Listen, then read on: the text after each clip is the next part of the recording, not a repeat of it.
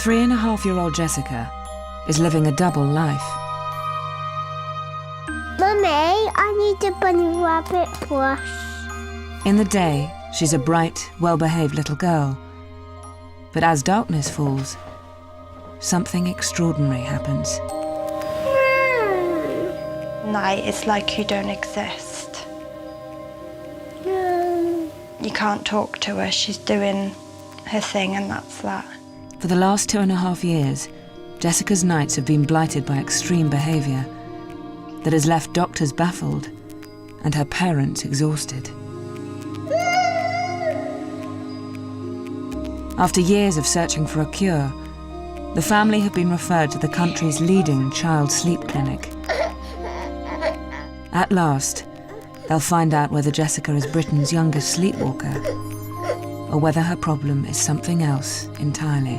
This is the first time I've come across a child doing this. That's after about 13 years of looking at sleep studies.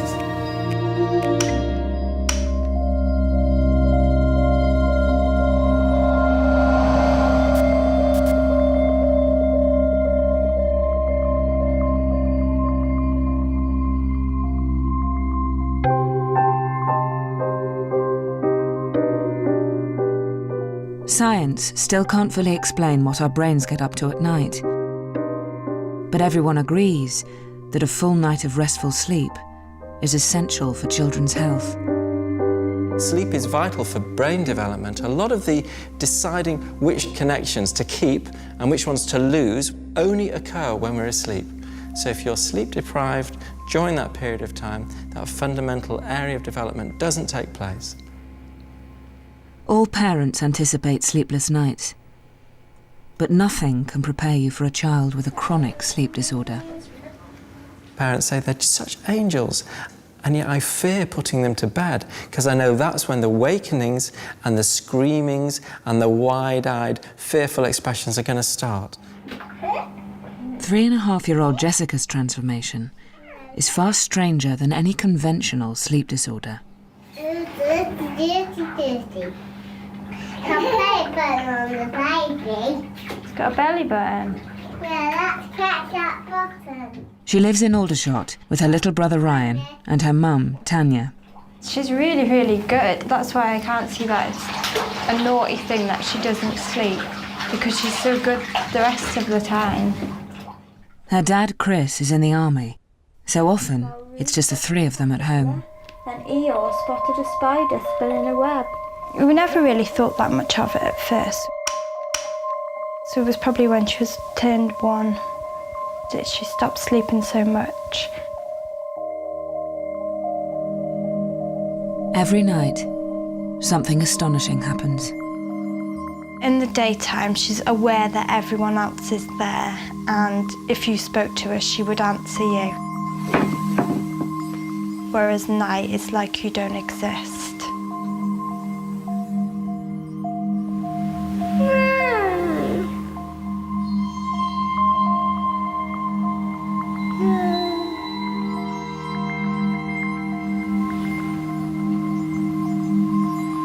I ask her questions and I try to work out what she's doing, but they're very strange things that she's doing and she doesn't very often answer.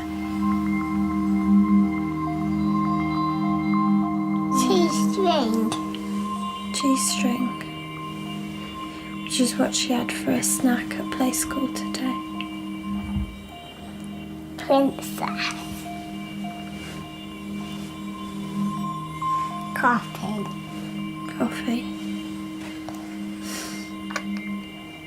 It can last hours, 5 or 6 hours, where she's doing it.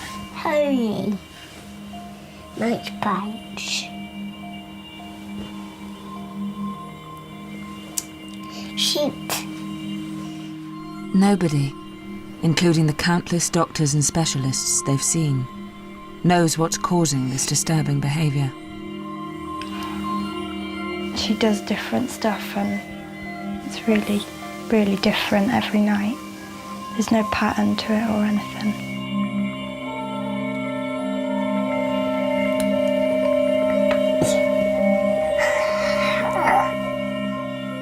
She's been awake for like 36 hours before she's had a couple of hours sleep.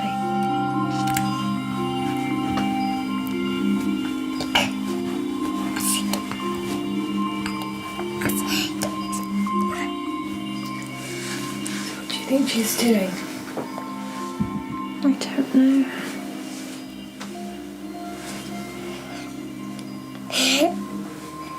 It's almost like she's actually acting her dreams. Yeah. Do you think that might be what it's like, in a way, her acting out her dreams? Yeah, actually, I do, yeah. She doesn't really answer you when she's doing it. It's like she's in her own little world.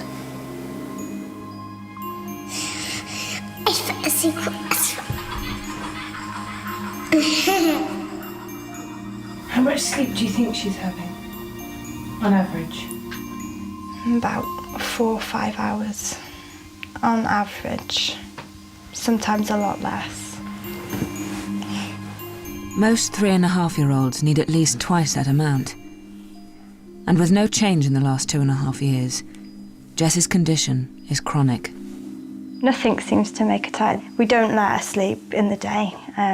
We tried like everything from buying her a bed rather than a cot, letting her sleep in with us, but then she still never slept no matter what we tried. And then we've tried giving her some melatonin that the doctor's prescribed, but even that doesn't work on her. Twice they sent us to an epilepsy specialist because that's what they thought it was, some kind of fit-in. But all the doctors have said they'd never seen anything like it before. Jess's mystery condition is so acute that her health is now a serious concern. And Tanya is worried that without proper sleep, she won't be able to learn properly when she starts school. After years of frustration, they'd been referred to the Evelina Children's Hospital in London, the last stop for children with extreme sleep disorders. Tanya is hoping that they'll finally get some answers and even a cure.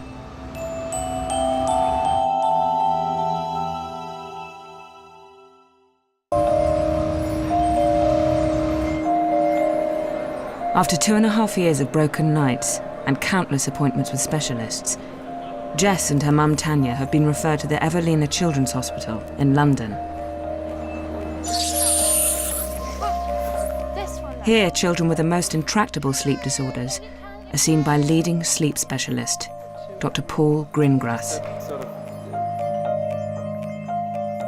Paediatric sleep medicine is actually separated into 3 fairly easy chunks. So the first group of children are those children who don't fall asleep. The second group are the children who don't sleep enough at night or have unusual behaviours at night.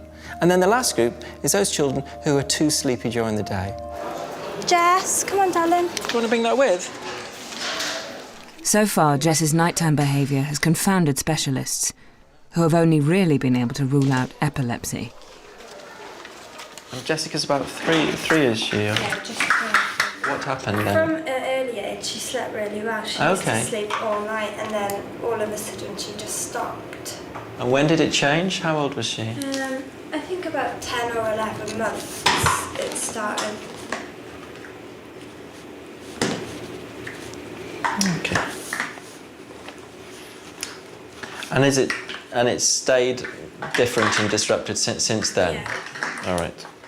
It's amazing she gets through the day. And so tell me about her thing. Well, it's easier to show you. Fantastic, then it's probably easier for me to look.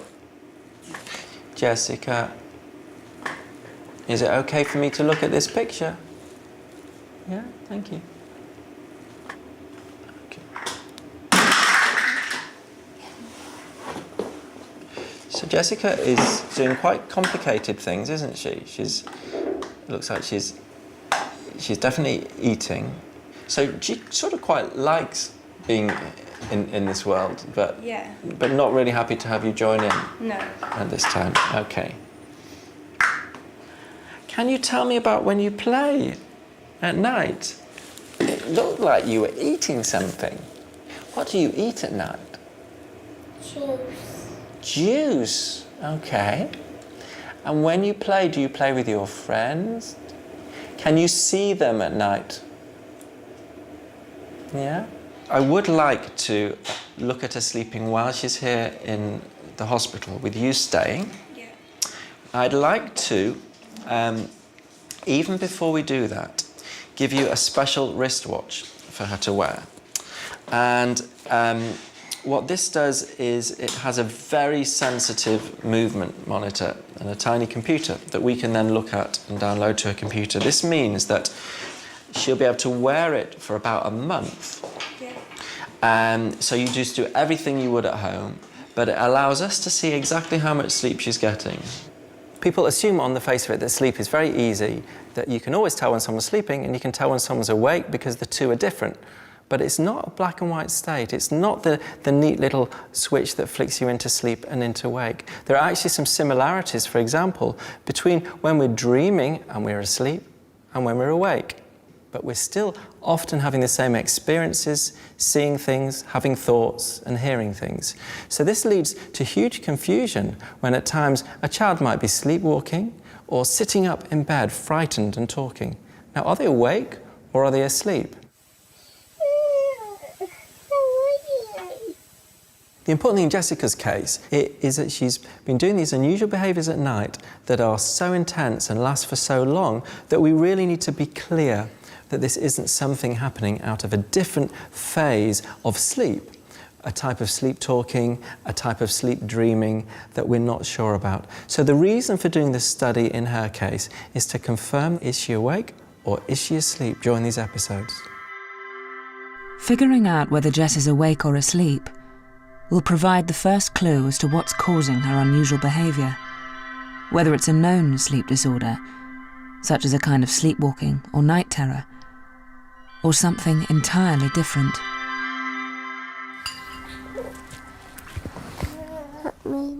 Soon, Jess will be admitted for an overnight sleep study. But first, she'll wear a motion-detecting watch. This is mine now. This is mine, isn't it, now? This will record how much rest she gets over the next month. See? You're supposed to jump. Let's get down there. Jess's dad, Chris, is on leave from the army, All the where way. he's undergoing final training for the front line in Afghanistan. Time spent with his family is precious.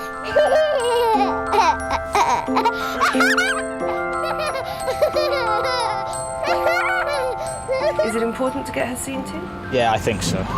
Someone's got to. We were hoping that she would just grow out of it, but I don't think it's got to be something a bit more than just sleeping. Some people say it's like some sort of abnormal thing that she does, and some people say she needs not so much to see living like another life sort of thing. But I don't know, for a 3-year-old girl to be living another life's a bit weird. We thought perhaps it could have been the TV, too much telly, so we cut that out, but then it still went on. So hopefully the doctors will be able to put the finger on it. Sean! Chris and Tanya have tried many different bedtime routines, without success. And with Jessica approaching school age, they're desperate to discover the cause of her restless nights. Why don't you sleep, baby? Do you know why you don't sleep? Yeah? Yeah. No, Do you have friends when you don't sleep? yeah. Yeah. Do they come and play with you? Yeah. But they don't leave me alone. Why won't they leave you alone? Because I can't sleep very well. Who can't sleep very well? Who? I don't know. With his 8-month tour of duty fast approaching, Chris takes the family to see his parents in Shropshire. How are you doing? Come here. How are you doing, Tuppence? Kiss, kiss. Kiss, kiss. Mwah. Thank you very much. Even Jess's grandparents are unsettled by her extraordinary nocturnal behaviour. The only people we've left her with are family because she just doesn't sleep and we just don't know how she's going to react when we're not there. So, but she frightened Chris's dad. What is us? There's Nanny. We were babysitting next door and Jess was asleep in my arms on the settee there, and then she just simply jumped up, sat straight up, And her eyes were so wide open, as if she was absolutely... But they weren't focused on you. They were looking at you. They weren't focused at you. It was quite strange. And you could see, oh, Jess, and there was nothing, you know, and she was doing all this with her fingers and... Being told about Jess, what she does at night, and actually seeing it is completely different. I don't think anybody who hadn't seen it would get a full picture of what it is like. It's scary, though, isn't it, when you see it? Every night it's the same story.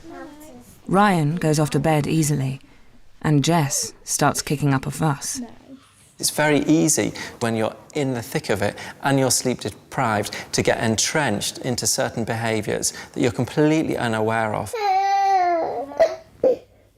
She falls asleep downstairs because if we take her up, she just has a fit and then it disturbs Ryan. She gets that worked up that she wouldn't go to sleep anyway, so it's easier just to let her fall asleep on the sofa. Until they know what the problem is, Jess's parents can't be sure that she won't wander off and harm herself during the night. So, reluctantly, they allow her into the safety of their bed.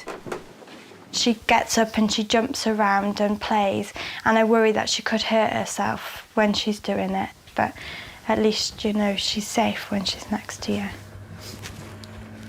It's often interesting to meet parents who've had a child who's had a sleep disorder for many, many years because it's become chronic. And somehow, and miraculously, they've adjusted and they're managing to cope.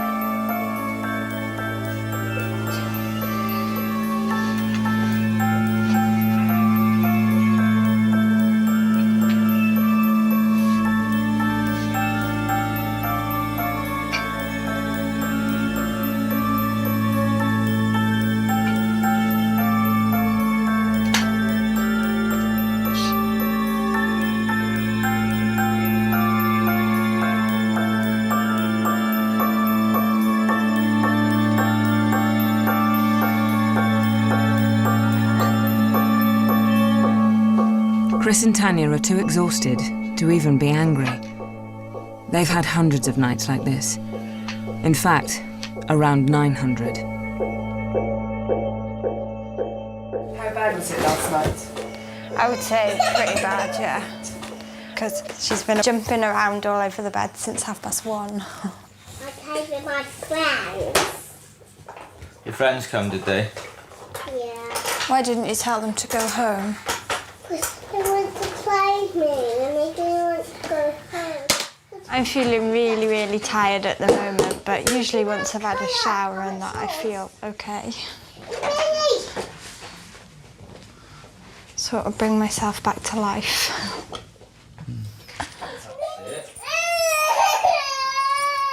You can't really lose your temper with her because it's not her fault. I don't think she means to do what she's doing. No. So I find it hard to, like, get angry with her. Because I don't think she would do that by choice. It's just weird how Ryan's so normal as well, though, isn't it? Not normal, different. Yeah. Well, I wouldn't say Jess wasn't normal. You just know there's nothing you can do about it. If you, like, let it get to you, then there's nothing that's going to change it. So you've just got to try and not let it get to you, otherwise end up wearing yourself down, wouldn't you? yeah. And then that would be no good help to Jess. It'd probably just make everything worse.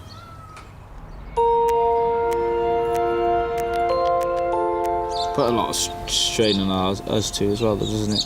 Yeah.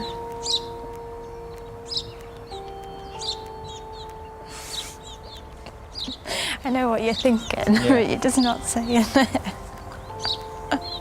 I can see you ticking. Thinking. What are you thinking? The sexual side of our relationship. Be polite. Never happens much, does it, with Jess?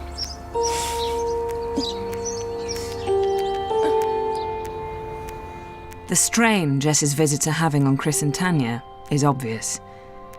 And Dr. Gringross needs to urgently assess the health impact they're having on Jess. A child who's sleepy often just appears more active, exactly the opposite of what you'd expect. More difficult to teach, less creative, and are more likely to display quite hyperactive, aggressive behaviours. So in fact, it's quite difficult to often spot a sleepy child. To sleep. West Byfleet. To sleep. Yeah. Excited. Tanya and Jess are heading back to the hospital for her overnight sleep study. The motion-detecting watch will be analysed, and she'll spend all night under close observation, so every detail of her mysterious behaviour can be recorded. It's the kind of in-depth study reserved for only the most extreme cases. Hello! Hiya! Who's this? Is this Jessica? Hello! How are you doing today? You all right? Yeah. You ready to have a little sleep? Yeah. Yeah? Okay. Right, come through then. So, I especially got you the pink room, because I thought you might like pink. How's that for you? Is that all right? Yeah. Jolly good. And so, Jessica, have you still got your watch on? Yeah. Yeah? Where is that? Are you ready to take it off and maybe I can go and put it on the computer and see what the results are? Yeah? Shall I... The watch will provide the first accurate record of how much rest Jess is actually getting. Push that bit there. That comes off. I think that feels nice, doesn't it? Okay, depending on what the results are like, we might need to put it on for a bit longer. Okay, but obviously it's not... And monitoring her sleep should finally reveal the truth about why Jess comes to life at night. If you really need to get hold of me and you can't leave the room for any reason, just push that button on the wall there. Okay. That's an intercom system. And room for you sleeping is just next door, just up the corridor on the left-hand side. I'll show you that in a minute. Is that right? I just want to go in the other room now. What other room, darling? I want to go back to the other hospital. I just want to go to the other hospital then. This is the only hospital, darling. And I want to go to the other hospital now. This is the only one, darling. This is where you're going to sleep now. Mummy's going to be here with you.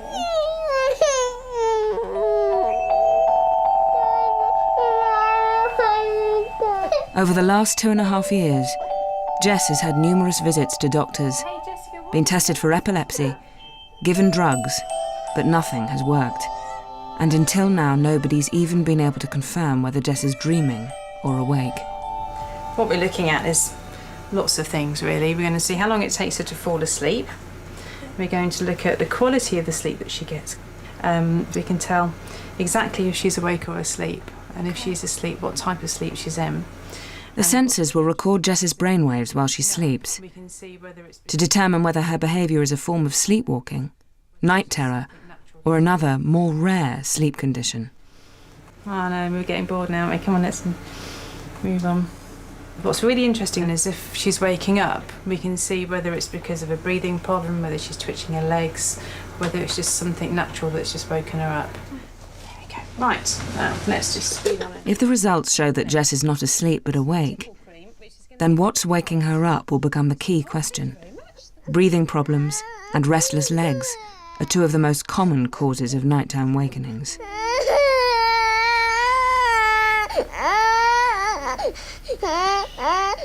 But what's happening to Jess could be something entirely different. A bit upset because I'm making her have all this done and she doesn't want it done. All right, calm down now. You're going to make yourself poorly if you don't calm down, Jess. You're in bed now, aren't you? It is for a good cause, but she doesn't understand that.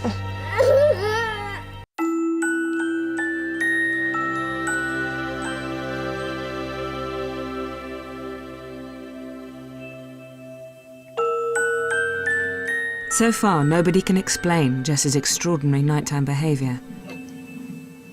And after nearly 1,000 sleepless nights, her mum Tanya is hoping that the Evelina Children's Hospital will finally unlock the mystery. Jessica's Surprised us all by lying down, and looks like she wants to go to sleep now. The different stages of Jess's sleep are shown by tracking the electromagnetic pulses in her brain.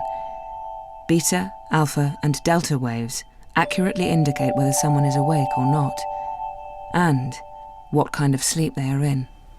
So what we've got here is the eye channels, we've got the EEG, which is telling me if she's awake or asleep. And at the moment, I think that we've got some K complexes here, so I think she's actually gone straight into stage 2 sleep at the moment. Everything so far, so good.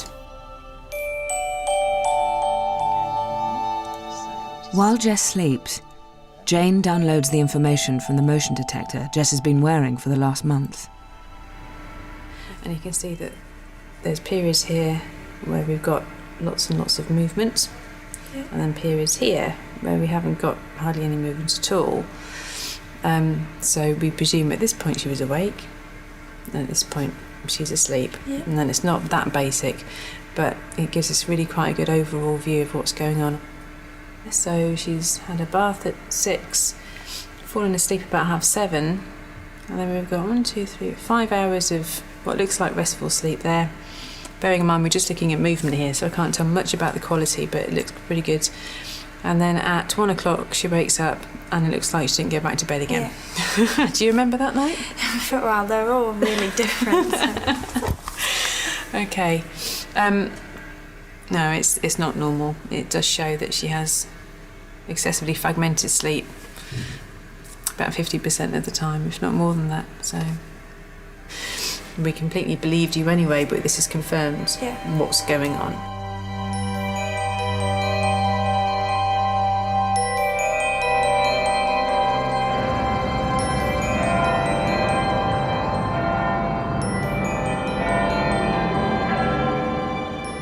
Jess is in a strange bed, hooked up to dozens of sensors.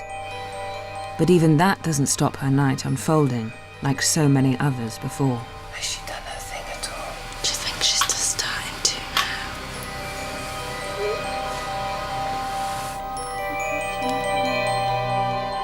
now? It will take 3 weeks for the hospital to process the results. But at first glance, the more obvious sleep disorders are looking unlikely. A child who has night terrors and sleepwalking would generally have smaller periods of arousal and movement and awakening at night. And because night terrors and sleepwalking tend to happen in slow wave sleep and deep sleep, we have most of that at the beginning of the night.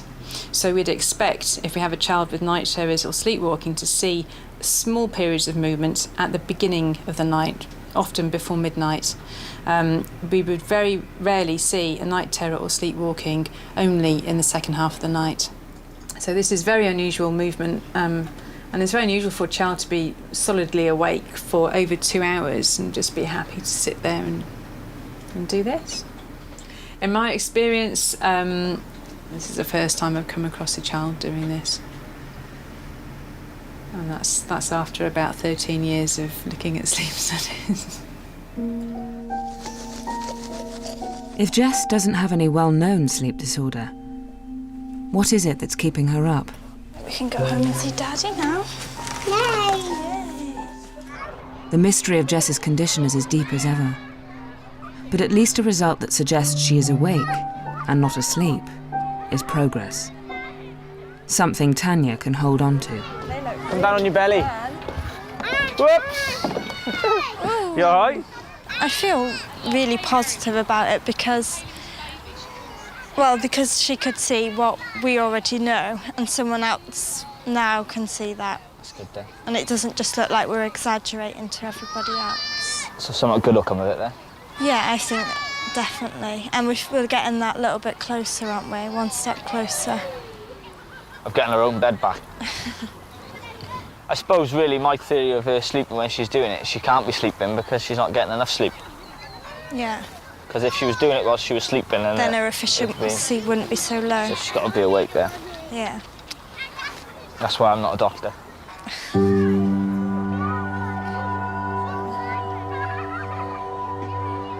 The Defence Secretary and I have decided on advice from the Defence Chief an increase in the number of British troops deployed to Afghanistan from just over 8,000 to around 8,300. The holiday is over. Chris will spend the next 8 months on the front line in Afghanistan. Once again, Tanya will be left to cope with Jess's fractured nights, alone. The weeks are long when I'm away. It's just hard. And I think it's only going to get harder. But we'll just have to work through it together, won't we? I say together. It'll just be you, won't it? But, yeah. Hopefully when you get back it'll be sorted. Got the keys? Yeah.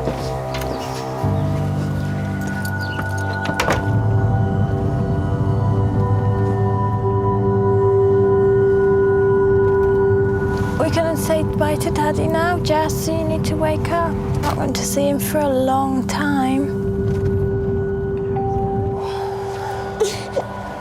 After a week of badly broken nights, Jess is showing real signs of daytime exhaustion. Too tired to give her dad a proper goodbye. I'm going to go. You want to go back in the car? Give Zal a kiss then.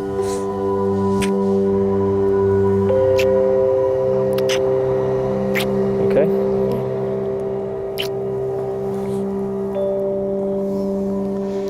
I'll ring you as soon as I get there, alright? Or when I can. Alright?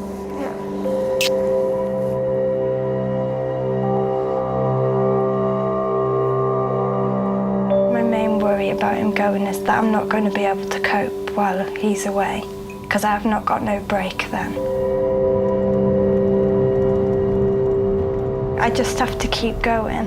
You have to find something to do all the time, because if you stop then it just all catches back up on you. So I think you just need to keep busy, and that's how I cope. It's 5 months since Jess's first appointment, and they're on their way to the hospital for the results of the sleep study. For the first time, they can finally confirm that Jess is awake and not getting up in her sleep.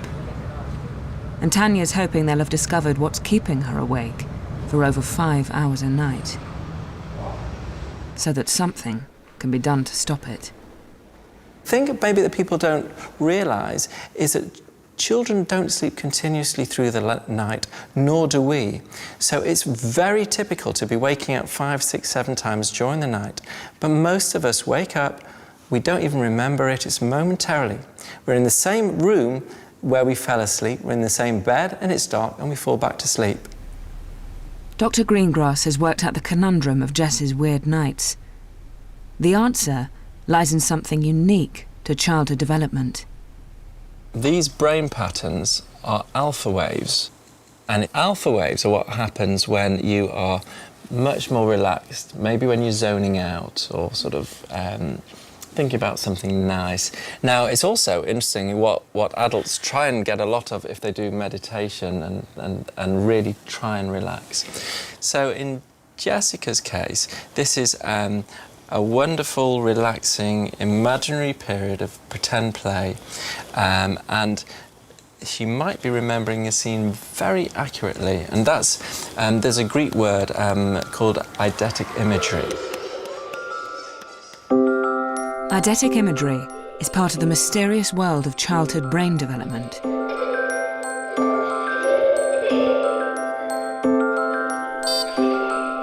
Jess is creating a virtual 3-dimensional world in which she interacts with a cast of imaginary friends. It's such fun that once awake, she stays there, playing with them for hours on end.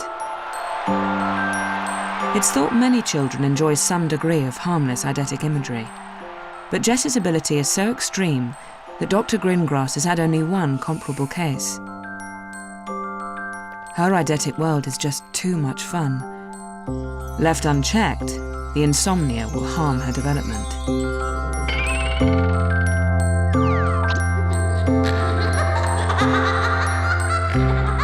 Do you think she knows what she's doing? Yeah, that's a really good question. I'm absolutely sure she knows what she's doing. What we think Jessica's doing is she's able to replay almost exactly an image or an experience that she's seen during the day.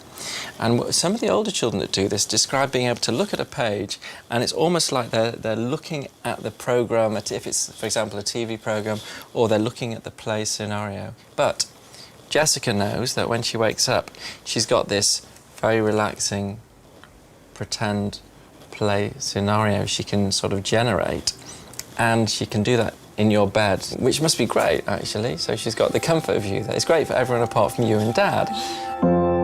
After 2.5 years, Tanya can finally put a name to her daughter's behaviour. The most interesting thing that I found out was that Jess is actually awake and she's aware of what she's doing. So at least now I know she isn't going to harm herself or anything because she's aware of it. It's a huge reassurance for Tanya. Now, with the help of child psychologist Rebecca Martin, a new routine is planned for Jess to go to sleep in her own bed and stay there. How would it be if after the bath they went into Jessica's room? You're going to be there reading the story, but she's learning to settle in her bed. And I suppose that's going to be the first challenge. I guess the next step is then if she's waking in the night, and do you feel sort of ready to start telling Jess, I'm going to take you back to your own bed? Yeah, because that's where bedtimes are now. Yeah. Jess will no longer be allowed to fall asleep on the sofa. For the first time since she was 11 months old, she'll have to go to sleep in her own bed. I don't think Jess is going to react very well to the changes. I think she's going to really fight them. But I'm quite looking forward to it. The hospital has given Tanya a set of simple bedtime rules. If she manages to stick to them and change Jess's normal routine, they expect dramatic results. Not tonight, you're not. That's what the lady at the hospital says. You're not allowed to sleep on the sofa anymore. You have to be a big girl and go in your bed, and that's why you get your new reward chart. And you get... Under the new rules, Jess gets a sticker if she complies. Poor Shirley, her bed wasn't big enough for 2 growing elephants. And for the first time, Jess agrees to her bedtime story in bed. She'd go in her own bed, shouldn't she? Yeah, naughty Shirley. Do your sticker for being a good girl, yeah? Because you've been a really big girl and had your story in your bed. And then you have to lie down and go to sleep in your own bed, yeah? OK, lie down then.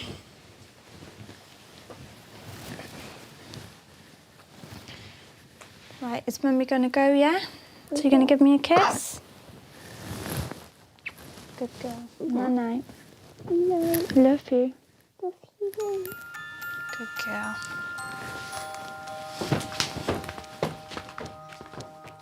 I can't believe how easy that was.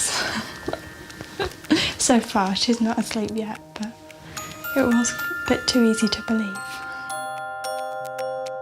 So what are you going to do now? I don't know. I'm going to not know what to do with myself if she starts sleeping.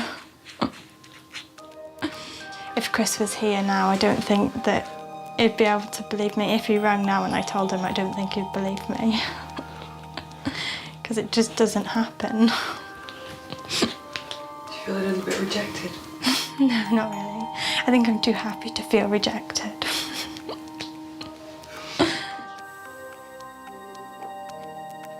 Mummy. It was a little too good to be true. Back to bed now.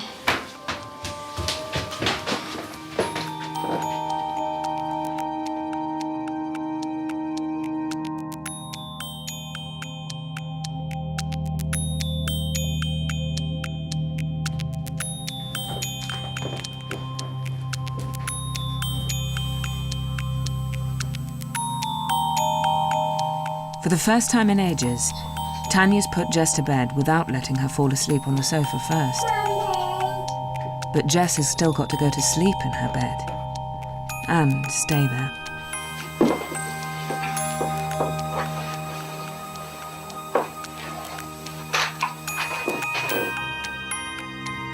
Maybe it's not going to be as easy.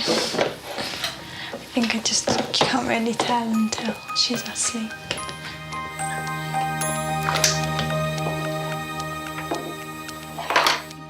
No resting, please, Jess. Lie down.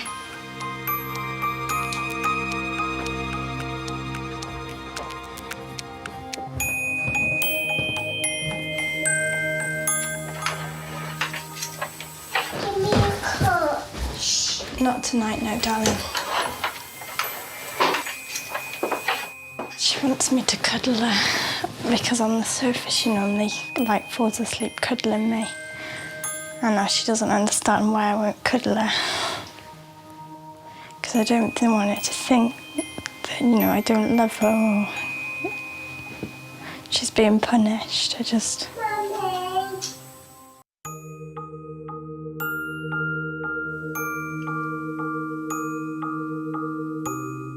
For most of her life, Jess has spent her nights playing in a virtual world filled with imaginary friends. The hospital has given her mum Tanya a new sleep plan, and they're starting to make progress. The first rule is that Jess must fall asleep in her own bed. And after a 2-hour struggle, Tanya finally gets her to settle down.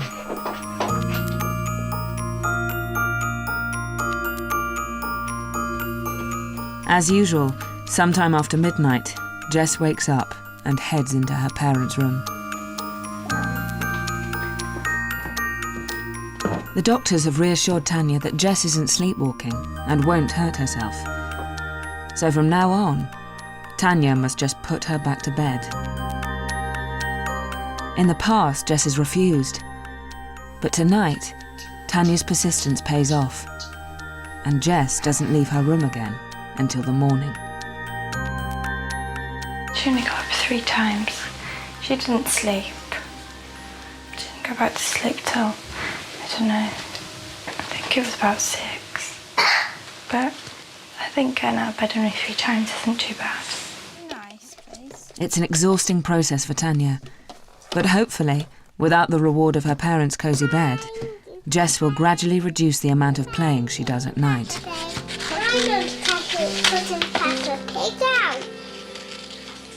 Is it nice having that bed all to yourself? Yeah. You can have the pens if you want, Jess, because you're a big girl. Yeah, big pencil.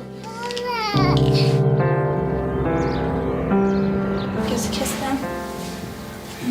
Good girl. Good night. On the 3rd night of the new bedtime routine, something remarkable happens.